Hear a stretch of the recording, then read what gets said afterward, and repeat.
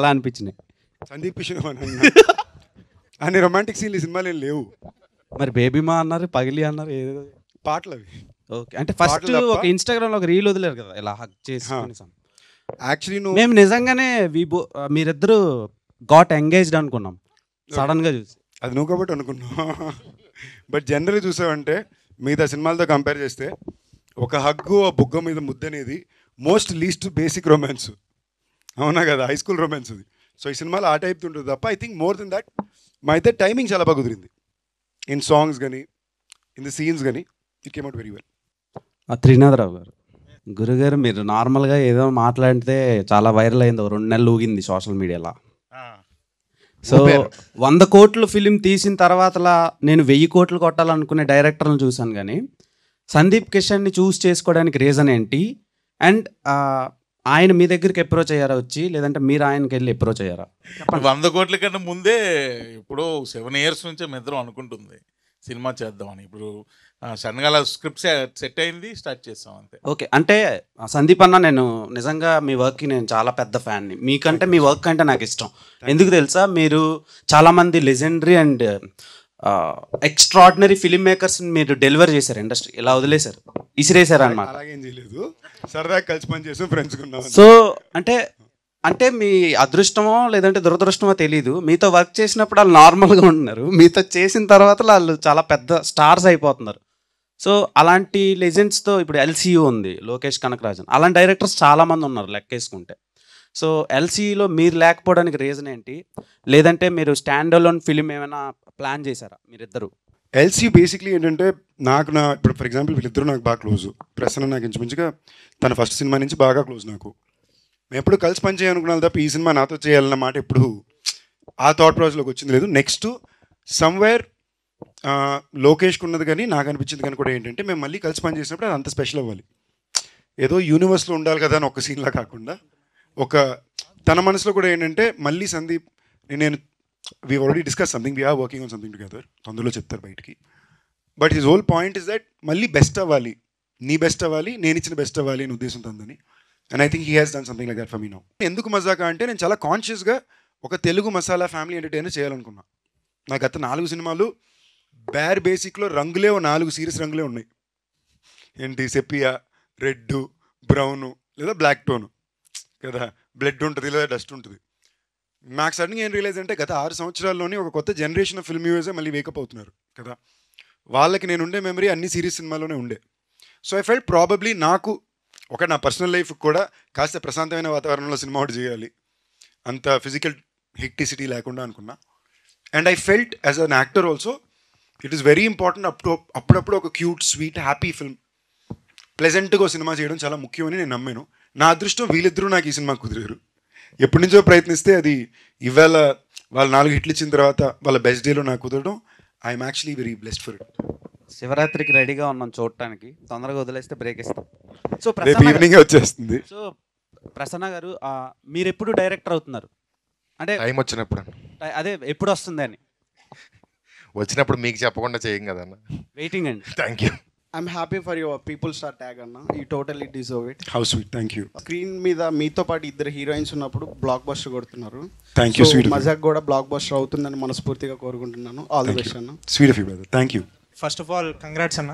Thank you. 32 films లైన్లో పెట్టిన hero అంతా, like your films that you choose. అసలు ఏందన్నా అది, వివాహ భోజనం అని ప్రొడక్షన్ అంటూ, మళ్ళీ వెబ్ సిరీస్ అంటూ, మళ్ళీ రాయన్ అంటూ, తమిళనాడుకి వెళ్తావు, ఇక్కడికి వెళ్తావు, అసలు టైం ఎట్లా మేనేజ్ చేస్తున్నావు? నేను నిజంగా టైం మేనేజ్మెంట్ కొంచెం బెటర్ అవ్వాలి. కరెక్ట్గా పడుకునే చాలా రోజులు అయిపోయింది. ఏమాత్రం బహుశా తిన్నానంటే వీళ్ళ పుణ్యం అనే, మళ్ళీ స్పెసిఫిక్గా ఆర్డర్ పెట్టించి భోజనం టైంలో మాత్రం కూర్చోబెట్టి తిండి పెడతారు.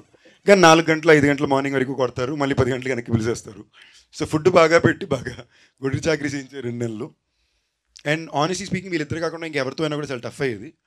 But thank you for noticing. అది ఒక కాన్షియస్ అటెంప్ట్గానే చేశాను.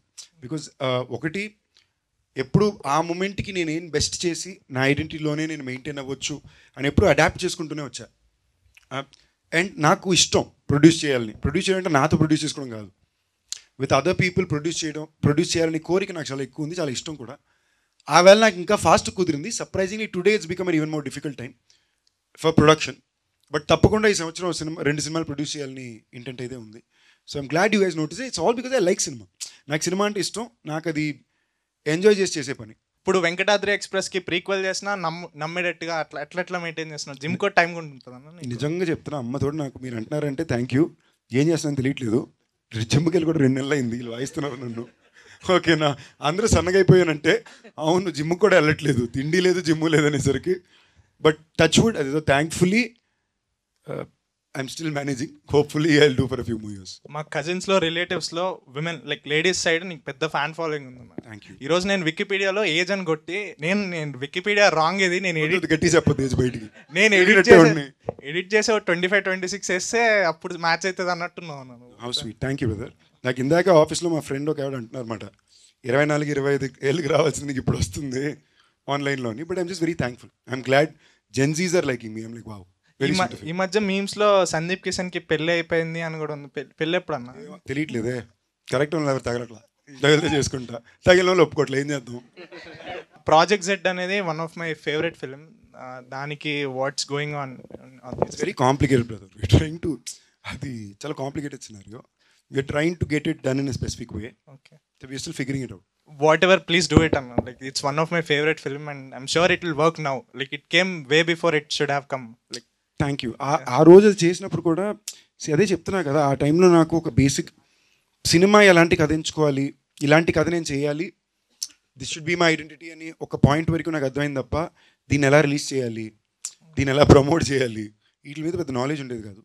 ఇవాళ అవగాహన కొంచెం బెటర్గానే ఉంది. I think today is a great day for sequel to project Z. But it has to be done a specific way. So అందుకని I'm kind of trying to figure it out. తమిళ వాళ్ళకి 1000 crores వస్తే దానికి reason నువ్వే అంటున్నారు. దానికి ఏమంటావు? మన లోకేష్ తప్పకుండా వస్తుంది మీకు.